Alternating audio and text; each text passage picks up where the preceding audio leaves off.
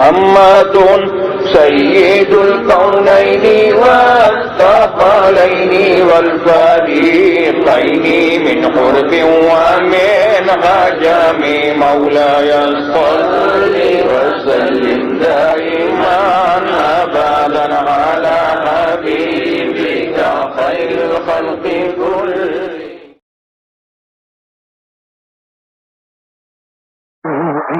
خير الخلق كلهم أبصر خوف من أهوى فأراني والحب يستريح اللذات بالآلام مولاي صل وسلم دائما أبدا على حبيبك خير الخلق كلهم. هو الحبيب الذي ترجى شفاعته في كل هول من الأول مستقيم مولاي صل وسلم دائما أبدا على حبيبك خير الخلق كلهم. يا رب بالمصطفى بلغ مقاصدنا وبالغنى ويا واسع الكرم مولاي صل وسلم دائما أبدا على حبيبك خير الخلق كلهم. اسی برکت کے لیے میں نے حضرت امام کوثری رحمۃ اللہ تبارک و تعالی علیہ کا قصیدہ مبارکہ جس کا نام قصیدہ بردا ہے، میں نے یہ قصیدہ پڑھا. اس میں انہوں نے حضور سرور عالم صلی اللہ تبارک و تعالی علیہ وسلم کی نہایت نفیس انداز میں اور فصیح عربی زبان میں حضور کی تعریف اور توصیف اور حضور کی نعت انہوں نے بیان کی ہے. اور اس کو قصیدہ بردا یوں کہا جاتا ہے کہ بردا کے معنی عربی میں چادر کے ہیں. اب اس قصیدے کو انہوں نے چادر کے نام سے کیوں موسوم کیا، اس سلسلے میں معتمد اور نہایت نالیجیبل جو علماء ہیں انہوں نے یہ لکھا ہے کہ امام بصیری رحمۃ اللہ تبارک و تعالی علیہ ایک مرتبہ بیمار ہوئے اور ان کو فالج ہو گیا، جس میں ان کا پیرالائز ہو گیا. تو انہوں نے حضور علیہ السلام کو خواب میں دیکھا کہ حضور نے ان کے جسم پر ہاتھ پھیرا اور ان کو ایک چادر عطا کی.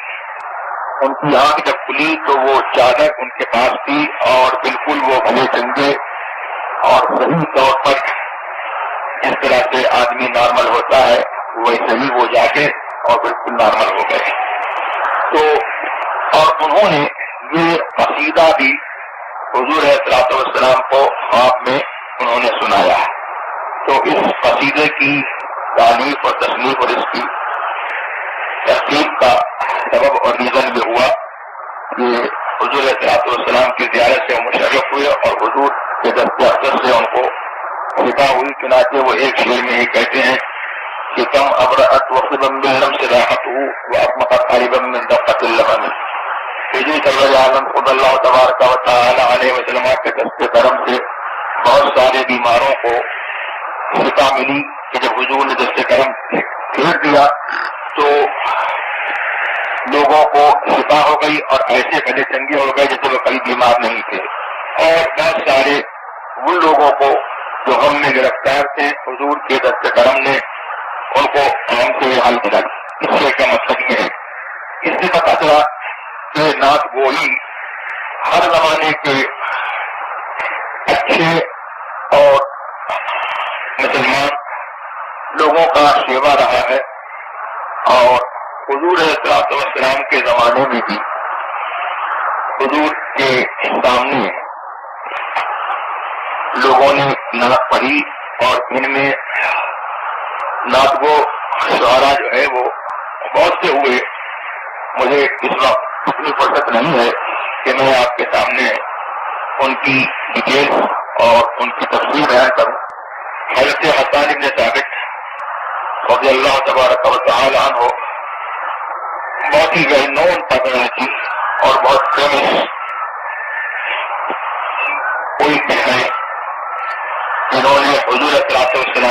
کے سامنے حضور کی نعت پڑھی اور حضور نے اس کو پسند کیا اور حضور نے اپنا ممبر ان کے لیے رکھا اور ان کو حکم دیا کہ اس ممبر پر کھڑے ہو کر کے میری نعت بیان کرو اور جو میری برائی کرتے ہیں کفار قریش ان کی ہیرو بیان کرو اور ان کی برائی کرو. اور اللہ تبارک و تعالی کے فضل سے انہوں نے ان کو یہ انعام دیا اور یہ خبر سنائی کہ جبریل امین تمہاری مدد پر ہے اور تمہاری تائید پر ہے اور تمہیں وہ سپورٹ کر رہے ہیں جب تک تم محمد رسول اللہ صلی اللہ تبارک و تعالی علیہ وسلم کی طرف سے ڈیفینس کرتے رہو اور جب تک تم محمد رسول اللہ کو ڈیفینس کرتے رہو ان کی نعت بیان کرتے رہو اور دشمنوں کو جواب دیتے رہو حضرت جبریل امین تمہاری سپورٹ کرتے رہیں گے تمہاری سپورٹ پر ہے. تو یہ حضور کے زمانے سے نعت سننے کا اور سنانے کا سلسلہ جو ہے وہ جاری ہے. عام دم بسر مطلب مجھے یہاں پر حضرت اعلیٰ حضرت امام اہل سنت قادر بریلوی رضی اللہ تبارک و تعالی عنہ کی نعت جو نہایت ہی صحیح اور رواں انداز میں انہوں نے جو نعت اردو میں کہی ہے وہ میں آپ کو سناتا ہوں جس میں انہوں نے صحابہ کرام حضور صلی اللہ تبارک و تعالی علیہ وسلم کے ساتھ ان کو حضور کا ساتھ ملا اور حضور پر جنہوں نے جو حضور پر ایمان لائے اور اسی ایمان کی حالت میں اس دنیا سے تشریف لے گئے اس دنیا سے چلے گئے ان کے عقیدے کی ترجمانی اور اس کا انٹرپریٹیشن انہوں نے اپنے طور پر اردو زبان میں کیا ہے. اور ایک موٹی سی بات ہے موٹا سا عقیدہ جو بالکل سمپل وہی ہے جو کلمے سے بھی ثابت ہے کہ محمد الرسول اللہ محمد اللہ کے رسول ہے صلی اللہ تعالی علیہ وسلم. یہ ہر مسلمان کا کلمہ ہے لا الہ الا اللہ محمد الرسول اللہ اللہ کے سوا کوئی معبود نہیں. یہ نو ڈیٹی بٹ اللہ محمد الرسول اللہ محمد از دا میسنجر آف اللہ. محمد اللہ تبارک و تعالیٰ کے رسول ہیں اور اللہ تبارک و تعالیٰ کے سوا کوئی معبود نہیں ہے. یہ مسلمانوں کا روز اول سے پہلے دن سے یہ عقیدہ چلا آ رہا ہے. اب اس عقیدے سے یہ پتہ لگا جب محمد اللہ کے رسول ہیں صلی اللہ تعالیٰ علیہ وسلم تو اس سے پتہ چلا کہ وہ انسان تو ہے لیکن ایسے انسان ہے کہ کوئی انسان جو ہے ان جیسا انسان نہیں ہے. کسی عقیدے کی اور کسی کلمے سے جو عقیدہ ثابت ہوتا ہے اعلیٰ حضرت نے اس عقیدے کی ترجمانی کی اور حضرت حسان بن ثابت رضی اللہ تبارک و تعالی عنہ کے عقیدے کی ترجمانی اپنے اشعار میں فرمائی ہے. تو یہاں پر مناسب بھی معلوم ہوتا ہے کہ اعلیٰ حضرت کے اشعار سے پہلے میں حضرت حسان بن ثابت رضی اللہ تبارک و تعالی عنہ کے دو شعر جو ہے عربی میں آپ کو سنا دوں کہ جو انہوں نے حضور کو دیکھ کر کے اور حضور کے سامنے وہ شعر پڑھے. وہ فرماتے ہیں کہ وَأَجْمَلَ مِنْكَ لَمْ تَرَ قَطُّ عَيْنِي وَأَكْمَلَ مِنْكَ لَمْ تَلِدِ النِّسَاءُ خُلِقْتَ مُبَرَّأً مِنْ كُلِّ عَيْبٍ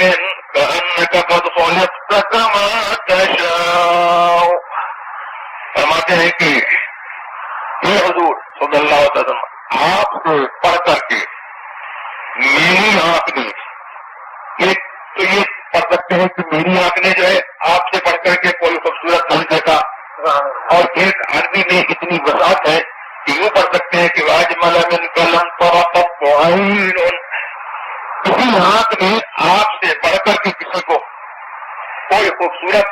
ایسا نہیں دیکھا جو آپ سے پڑھ کر کے خوبصورت ہو. واکمل من قلم تلد النساء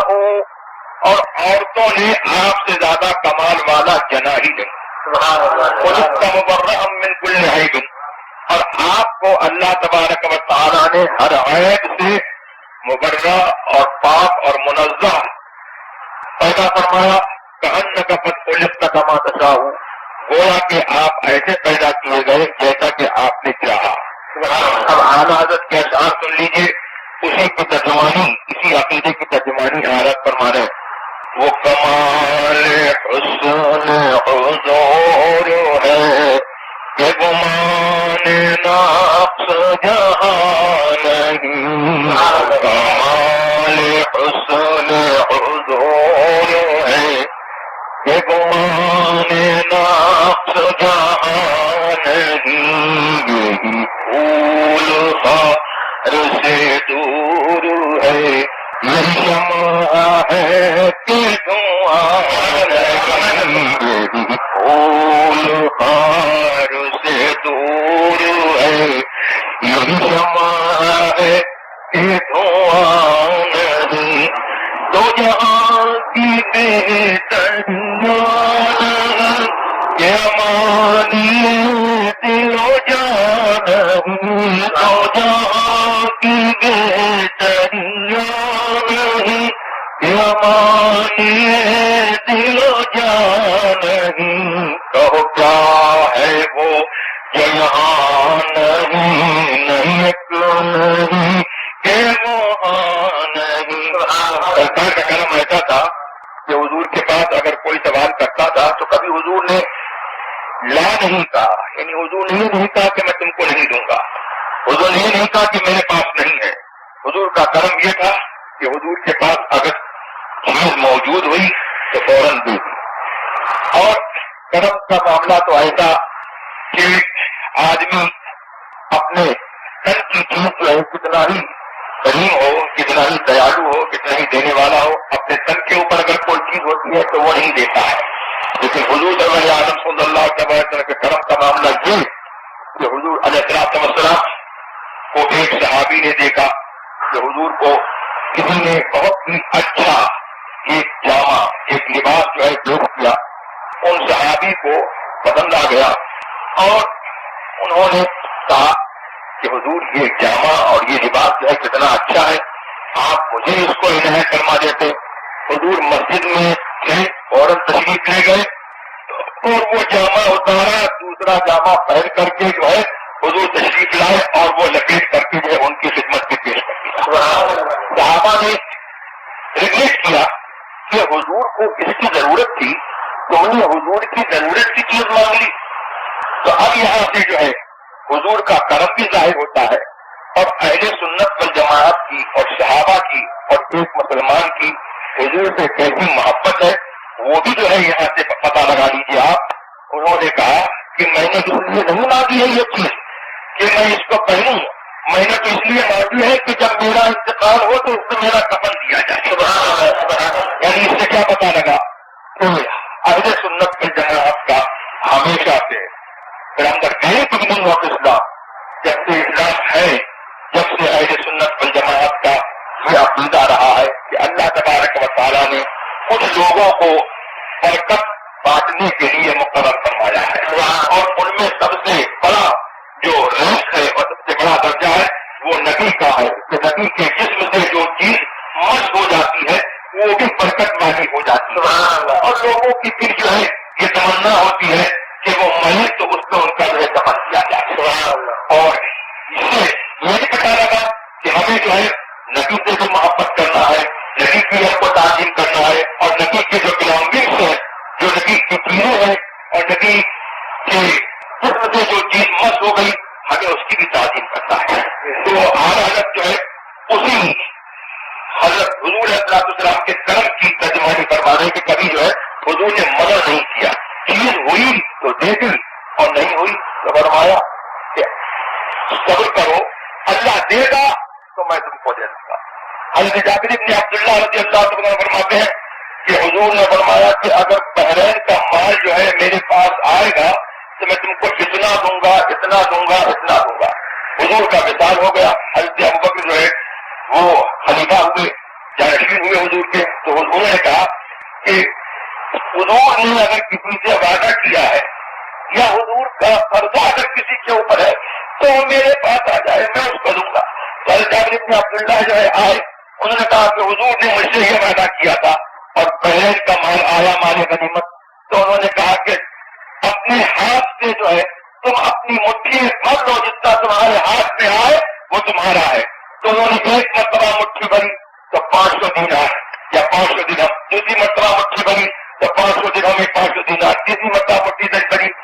500 درہم 500 دینار 1500 درہم یا دینار جو ہے حضرت جابر بن عبداللہ رضی اللہ تبارک و تعالی عنہ نے اٹھا لیے، تو یہ حضور ہی نے تو ان کو عطا فرمایا،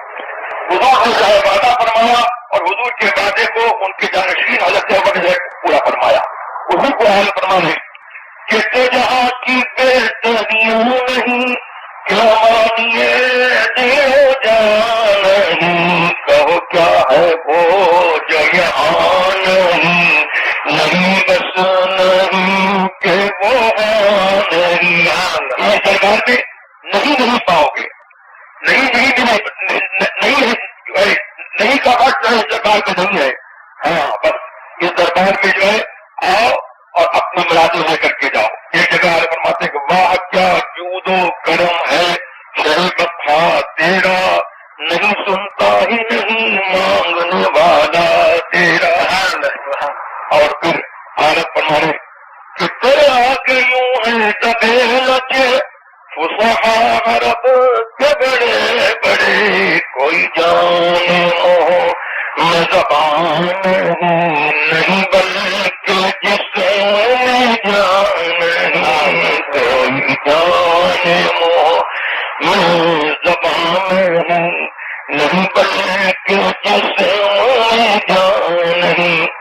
اور حضور کے کلام کی تعریف کہ میں نثار تیرے کلام پر ملوں تو کس کو زبان نہیں، میں نثار تیرے کلام پر ملوں تو کس کو زبان نہیں، وہ سخن ہے جس میں سخن ہو، وہ سخن ہے جس میں سخن ہو، وہ بیان ہے جس کا بیان، وہ سخن ہے جس میں سخن ہو، وہ بیان ہے جس کا بیان۔ اور بڑے انوکھے انداز میں حضور کی بے مثالی کو ثابت کر رہے ہیں کہ تیرا قد تو نادر تر ہے، کوئی مثل ہو تو مثال دوں، تیرا قد تو نادر تر ہے، کوئی مثل ہو تو مثال دوں، نہیں گل کے پودوں میں ڈالیاں، نہیں گل کے پودوں میں ڈالیاں کے چمن میں سر بچھمان نہیں، کے پودوں میں ڈالیاں کے چمن میں سر وہ چمان نہیں۔ اور پھر اور اس کو اجاگر کر لیں کہ نہیں جس کے رنگ کا دوسرا، یہ صرف شاعری نہیں ہے، ہمارا عقیدہ بھی یہی ہے کہ حضور جیسا کوئی ہے ہی نہیں، نہ کوئی حضور جیسا پیدا ہوا ہے اور نہ حضور جیسا کوئی پیدا ہو سکتا ہے۔ نہیں جس کے رنگ کا دوسرا، نہ تو ہو کبھی نہ کبھی ہوا، کہو اس کو گل مانے پھول، کہو اس کو گل کر کیا بنے کہ گلوں کا ڈھیر کہاں، کہو اس کو گل کر کیا بنے کہ گلوں کا ڈھیر کہاں۔ اور ایک مومن کی کیا آرزو ہونا چاہیے، میرے سرکار نے فرمایا کہ میری تمنا یہ ہے کہ میں اپنے بھائیوں کو دیکھ لیتا، کہ حضور کی تواضع ہے کہ حضور کے درمیان اور ہمارے درمیان کوئی جو ہے نسبت نہیں ہے، حضور اتنی بلندی پر ہے کہ ہمیں حضور سے جو ہے کوئی نسبت نہیں ہے، یہ حضور کی تواضع ہے اور ان کا یہ ہمبل مینر ہے کہ انہوں نے ہم کو جو ہے یہ کہا کہ میں اپنے بھائیوں کو دیکھ لیتا۔ صحابہ نے کہا کہ کیا حضور ہم آپ کے بھائی نہیں ہیں؟ کہا کہ نہیں، تم میرے صحابہ ہو، تم میرے کمپینینس ہو، میرے بھائی وہ لوگ ہیں جو میرے بعد آئیں گے، ان کی یہ تمنا ہوگی کہ وہ دنیا اور جہان سب میرے اوپر قربان کر دے، اپنی جان میرے اوپر قربان کر دے اور میرا دیدار اس کو ہو جائے۔ تو ہمارا حضرت عظیم البرکت اسی جو ہے حدیث کی ترجمانی کر رہے ہیں، اور ایک مومن کا جذبہ اور اس کا وجدان اور اس کی محبت کیسی ہونا چاہیے وہ ترجمانی کر رہے ہیں۔ فرماتے کروں تیرے نام جہاں فدا نہ بس ایک جو دو جہاں فدا کروں تیرے نام پہ جو فدا نہ بس ایک جہاں دو جہاں فدا تو جہاں سے بھی نہیں کی بھرا تو جہاں سے بھی نہیں کی بھرا کروں کیا کرو رو جہاں تو جہاں سے بھی نہیں کی بھرا کروں کیا کرو جہاں. اور مکہ یعنی لاسٹ جو شعر ہے جس میں شاعر اپنا نام یا اپنا جو تخلص ہے شاعری کا جو نام ہوتا ہے اس کو ظاہر کرتا ہے. اس میں حضرت ایک واقعے کی طرف اشارہ کر رہے ہیں. نواب نانپارا کوئی تھے بہت بڑے آدمی تھے, بہت ہی مالدار آدمی تھے. تو کسی نے کہا کہ آپ نواب نانپارا کی منقبت اور ان کی تعریف میں کوئی قصیدہ لکھ دیجیے. آپ اتنی کتابیں لکھتے رہتے ہیں, آپ کی کتابوں کے چھپنے کا انتظام ہو جائے گا. تو اعلیٰ حضرت نے یہ نعت لکھی اور آخر میں یہ مکے میں یہ شعر لکھا. کروں مدح اہل دول رضا پر اس بلا میں میری بلا کروں مدح اہل دول رضا پر اس بلا میں میری بلا. میں بتاؤں اپنے کریم کا میں بتاؤں اپنے کریم کا جی میں بتاؤں اپنے کریم کا میرا دین پارا نہیں. ارے شاعری کا کمال ہے کہ نان پارا سے پارا نہ بنا دیا اور کہتے ہیں کروں مدح اہل دول رضا, میں دولت والوں کی تعریف کروں رضا ہے رضا میں دولت والوں کی تعریف کروں. پڑے اس بلا میں میری بلا, میری کوئی بلا ہو تو اس بلا میں پڑ جائے, مجھے اس بلا میں نہیں پڑنا ہے. میں بتاؤں اپنے کریم کا, میں تو منگتا ہوں, میں زوالی ہوں اور میں بےگر ہوں. اپنے کریم کا جو میرا کریم ہے دینے والا ہے اس کا میں بےگر ہوں, اس کا میں زوالی ہوں. میرا دین پار نہیں, پارا مانے ٹکڑا اور نان مانے روٹی, یعنی میرا دین جو ہے روٹی کا ٹکڑا نہیں ہے. میں بتاؤں اپنے کریم کا میرا دین پار نہیں. تو میں یہاں تک تو پہنچا اور میں نے آپ کو بتا دیا کہ نعت گوئی جو ہے وہ اچھے سچے مسلمانوں کا ہر زمانے میں شیوا رہا, ان کا طریقہ رہا. اور یہ صحابہ کی سنت ہے, اور صحابہ ہی کی سنت نہیں ہے بلکہ میں یہ کہوں کہ یہ اللہ کی سنت ہے. اور اللہ تبارک و تعالی کی یہ سنت ہے. اور حضور کی نعت بیان کرنا, حضور کی تعریف بیان کرنا, یہ حق بھی اللہ ہی کا ہے. اس لیے کہ اللہ تبارک و تعالی کو حضور سرور عالم صلی اللہ تبارک و تعالی علیہ وسلم کے کمالات اور ان کے فضائل اور ان کی جو خوبیاں اللہ کو معلوم ہیں, وہ جو ہے کوئی انسان جو ہے اگلا ہو یا پچھلا ہو یا جن یا فرشتہ ان خوبیوں کو کما کو جو ہے جانتا ہی نہیں ہے. تو یہ اللہ تبارک و تعالی ہی کا حق ہے کہ وہ اپنے محبوب کی تعریف کرے. اس نے اپنے قرآن میں جو ہے اپنے محبوب کی تعریف کی. ان اللہ وملائکتہ یصلون علی النبی یا ایھا الذین آمنوا صلوا علیہ وسلموا تسلیما. قرآن فرماتا ہے کہ بے شک اللہ اور اس کے فرشتے درود بھیجتے ہیں اس نبی علیہ الصلوۃ والتسلیم پر. تو اے ایمان والو تم بھی درود بھیجو اور خوب سلام بھیجو. تو اللہ نے جو ہے ہم کو یہ بتایا کہ نبی علیہ الصلوۃ والسلام پر خوب درود بھیجو, خوب سلام بھیجو, اور کوئی کنڈیشن نہیں رکھی, بیٹھے ہو تو بھیجو. اب اتحیات میں آدمی بیٹھتا ہے, اللہ تبارک و تعالیٰ کی ورشپ کر رہا ہے, عبادت کر رہا ہے, لیکن اللہ نے اپنے اسی مومنٹ میں, اپنی ورشپ کے مومنٹ میں اللہ تبارک نے حکم دیا کہ کہو السلام علیکم ایھا النبی. بیٹھے بیٹھے ہاتھ باندھ کر کے کہو السلام علیک ایھا النبی، یہ نبی تمہارے اوپر سلام ہو، ورحمۃ اللہ وبرکاتہ، اور اللہ کی رحمتیں ہوں اور اس کی برکتیں ہوں۔ اور پھر سبحان اللہ، حضور نے جو ہے یہ معراج میں قصہ ہوا، اللہ نے حضور سے کہا السلام علیک ایھا، یہ پھر معراج کا جو ورڈ ہے تمام مسلمانوں کو جو ہے جو نماز پڑھتے ہیں ان کو یہ آرڈر ہوا کہ تم بھی جو ہے ایسے ہی کہو، جیسے اللہ نے کہا تھا ویسے تم بھی کہو، اور ہاتھ باندھ کر کے اس طریقے سے بیٹھو اور یوں عرض کرو السلام علیکم ایھا النبی ورحمۃ اللہ وبرکاتہ۔ اور حضور نے کیا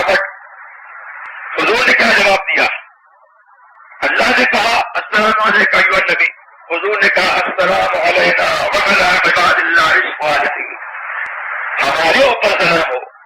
وعلی عباد اللہ الصالحین، اور اللہ کے نیک بندوں پر سلام ہو۔ یہاں پر تھوڑی دیر جو ہے میں آپ کو جو ہے ٹھہراؤں گا، روکوں گا، اور بہت ہی یہاں پر جو ہے ایک مومنٹ ہے، سوچنے کا مقام ہے کہ حضور نے کہا ہمارے اوپر سلام ہو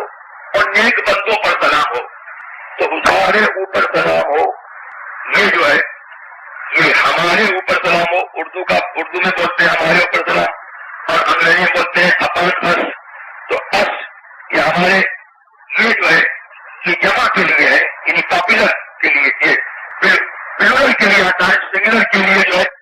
ہے۔ اور میں نے یہاں پر یہ بھی دیکھا عام طور پر جو ہے اب یہ نیا فیشن چلا ہے کہ بیوی جو ہے اپنے شوہر کو نام لے کر کے پکارتی ہے، ہمارے یہاں جو ہے ہماری شریعت میں اس بات کی اجازت نہیں دیتی ہے، بلکہ ہمارے یہاں تو معاملہ ہے کہ جس کی تعلیم کی جاتی ہے اس کا جو ہے نام نہیں لیا جاتا ہے، چنانچہ باپ کا نام نہیں لیا جائے گا، بڑے باپ بھائی کا نام نہیں لیا جائے گا، اس طریقے سے جو ہے شوہر کو جو ہے نام لے کر کے جو ہے نہیں پکارا جائے گا، اور اس طریقے سے وہ جو ہے گھریلو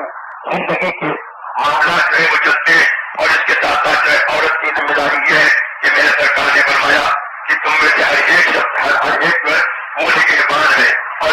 ہر شخص جو ہے اس سے سوال ہوگا کہ کون سی چیز اس کی نگہبانی میں دی گئی ہے، تو اس کے ساتھ جو ہے اس نے کیا برتاؤ کیا، اس کی نگہبانی کی کہ نہیں کی۔ تو انہوں نے اس طریقے سے فرمایا کہ نوکر اپنے آقا کے مال میں جو ہے نگہبان ہے، اور کسی طریقے سے عورت جو ہے اپنے شوہر کے گھر میں اور شوہر کے مال میں اور شوہر کی جو اس کی بلانگنگز ہے، ان کی جو چیزیں ان کی حفاظت کے معاملے میں جو ہے وہ نگہبان ہے، اس سے جو ہے سوال ہوگا۔ اور اسی طریقے سے جو ہے شوہر کے اوپر جو ہے ذمہ داری ہے کہ وہ مطلب ہے کہ اپنے عورت پر جو نگہبان ہے، اور اس کے جو بچے ہیں ان پر جو نگہبان ہے، تو اس کی یہ ذمہ داری ہے کہ اپنے بچوں کو اچھی بات سکھائے اور اپنے بچوں کی اچھی تربیت کرے، اور اپنی بیوی اور بچوں کو جو ہے شریعت کے احکام ان کو بتائے، اور ان کے احکام کو جو ہے اور ان کے رولز کو وہ امپوز کرے۔ اگر وہ ایسا کرتا ہے تو اس ذمہ داری سے جو ہے وہ